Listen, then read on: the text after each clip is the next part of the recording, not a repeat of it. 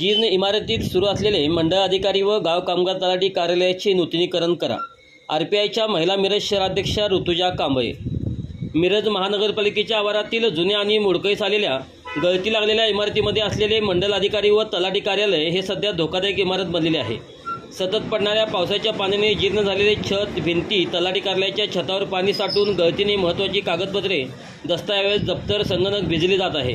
कार्यालयात येणाऱ्या नागरिकांना नाहक त्रास सहन करावा लागत आहे। कार्यालयामधील अधिकाऱ्यांच्या, नागरिकांच्या, विद्यार्थ्यांच्या जीवितास धोका आहे। सदर तलाठी कार्यालयाच्या दुरावस्थेची दखल आपण प्रशासक नात्याने तातडीने घेऊन तलाठी कार्यालयाचे त्याच ठिकाणी नूतनीकरण करावे व नागरिकांची होणारी गैरसोय थांबवावी, अशी Republican Party of India Ramdas Athawale महिला आघाडीच्या वतीने करण्यात आले आहे। वरील मागण्यांचे निवेदन प्रांताधिकारी, तहसीलदारांनी मिरजेच्या उपायुक्तांना देण्यात आले आहे। मंडल व तलाठी कार्यालयाचे लवकरात लवकर नूतनीकरण करावे, अन्यथा आंदोलन करण्यात येईल, असा इशारा Republican Party of India Ramdasji Athawale पक्षाच्या महिला शहर अध्यक्षा ऋतुजा कांबळे यांनी दिला आहे।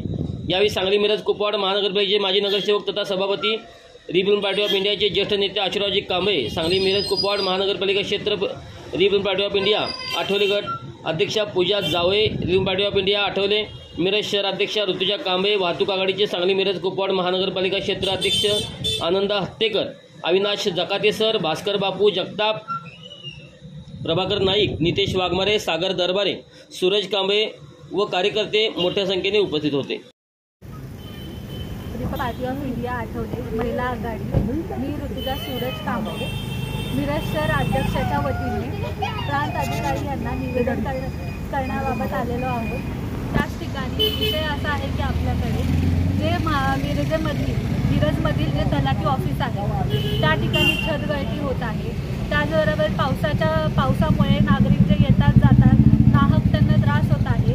जे महानगरपालिकेने त्यांच्या ताब्यात दिलेली जागा आहे ती फक्त कागदोपत्री आहे, मुळात म्हणजे ती व्यक्तिगत स्वरूपात अजून दिलेली नाही आहे। त्याचबरोबर मेन मुद्दा असा झाला की ती जी इमारत आहे ती ब्रिटिशकालीन इमारत आहे। आपल्याकडे नवीन इमारत अजून आपल्याकडे बांधलेली नाही।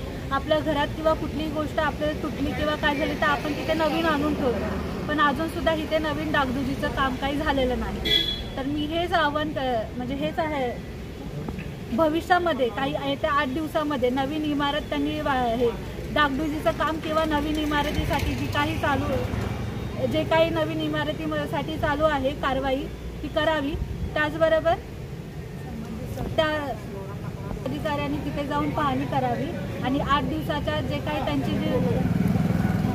आठ दिवसामध्ये त्यांनी जे काही आम्ही जे निवेदन दिलं आहे त्या 8 दिवसामध्ये आम्हाला त्यांनी त्याची उत्तरं द्यावी। त्याचबरोबर जर त्या आम्हाला 8 दिवसाच्या आत उत्तरं भेटली नाही तर आम्ही थेट तिथे रस्ता रोको आंदोलन करण्यात येईल।